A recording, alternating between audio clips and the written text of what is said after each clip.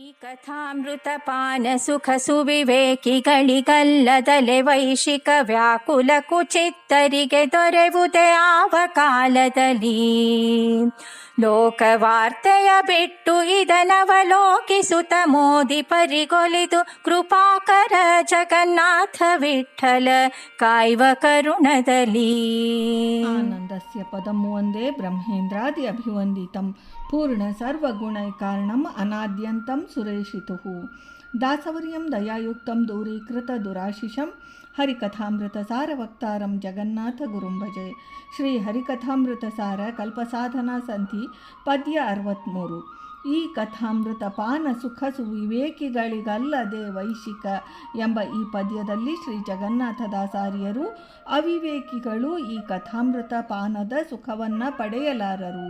ಈ ಕಾವ್ಯಾವಲೋಕನದಿಂದ ಪರಮಾತ್ಮನು ಅವರನ್ನು ಅನುಗ್ರಹಿಸಿ ಸಂರಕ್ಷಿಸುತ್ತಾನೆಂದು ತಿಳಿಸುತ್ತಾರೆ. ಶ್ರೀಹರಿಯ ಮಹಾತ್ಮೆಯನ್ನು ಒಳಗೊಂಡ ಕಥಾರೂಪವಾದ ಈ ಕಾವ್ಯದ ಅಮೃತ ಸಮಾನವಾದ ಪಾನ ಸುಖವನ್ನು ಸುಜನರಾದ ಸುಜ್ಞಾನಿಗಳು ಮಾತ್ರ ಸವಿಯಬಲ್ಲರು. ಅಂತಹ ಭಗವದ್ಭಕ್ತರೇ ಈ ಕಾವ್ಯ ಶ್ರವಣಾಧ್ಯಯನಾದಿಗಳಿಗೆ ನಿಜವಾದ ಅಧಿಕಾರಿಗಳು. ಕೇವಲ ವಿಷಯ ಸುಖ ಭೋಗಗಳಲ್ಲಿ ಆಸಕ್ತರಾದ ವಿಷಯ ಸಂಬಂಧವಾದ ವ್ಯಸನಗಳಲ್ಲಿ ಮುಳುಗಿ ಸಂಸಾರದ ದುಃಖಗಳಿಂದ ಪೀಡಿತರಾದ ಪಾಪ ಬುದ್ಧಿಯುಳ್ಳ ಮನಸ್ಸುಗಳುಳ್ಳ ಮಂದಭಾಗ್ಯರಿಗೆ ಯಾವ ಕಾಲಕ್ಕೂ ಹರಿಕಥಾಮೃತ ಸಾರ ರುಚಿಸದು, ಅವರಿಗೆ ಎಂದೆಂದಿಗೂ ದೊರೆಯುವುದಿಲ್ಲ.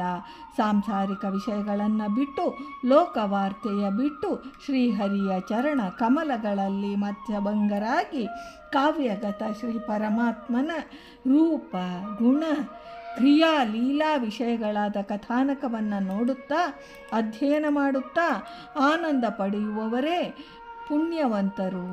ಅಂತಹ ಶ್ರವಣ ಮನನಾಧಿಕಾರಿಗಳಿಗೆ ಜಗತ್ಪ್ರಭುವಾದ ಜಗನ್ನಾಥ ವಿಠಲನು ಪರಮ ಕಾರುಣ್ಯದಿಂದ ಸಂರಕ್ಷಿಸುವನೆಂದು ತಿಳಿಸುತ್ತಾ ಪರಮಜ್ಞಾನಿಗಳಾದ ದಾಸರಾಯರು ಅಪರೋಕ್ಷ ತಾರತಮ್ಯ ಸಂಧಿ ಅಥವಾ ಕಲ್ಪಸಾಧನಾ ಸಂಧಿಯನ್ನು ಈ ಅಂತ್ಯ ಪದ್ಯದಿಂದ ಉಪಸಂಹರಿಸುತ್ತಾರೆ.